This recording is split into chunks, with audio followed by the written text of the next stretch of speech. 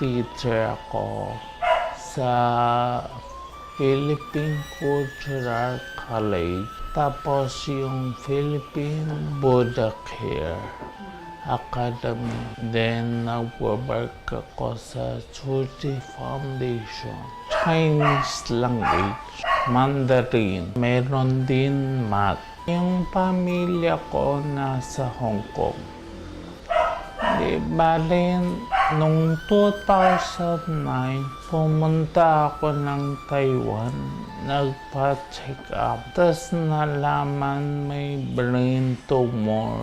So, inoperan ako doon nung 2009, 2010. Last year, yung brain ko nagkatubig, hydrocephalus. So, inoperan ulit ako. Yung lakad ko, hindi nagbabalance.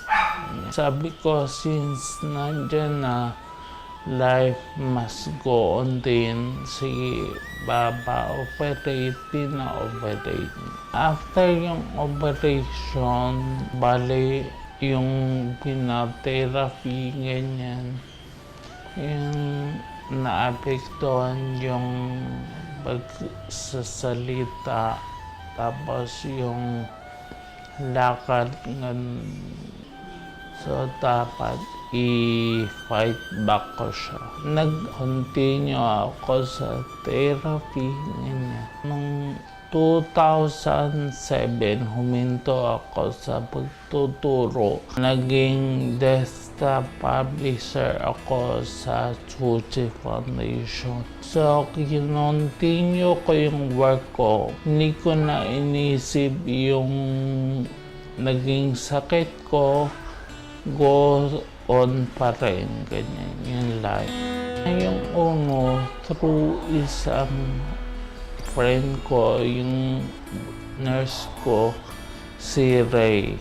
Nung una, sabi niya, may mga product daw, ganyan. Una is yung nag-take ako sa crypto, tapos yung grape seeds, ganyan. Ganda, naging maganda yung effect. Yung bawal ko gumanda. After taking ng mga food supplement, naging regular siya.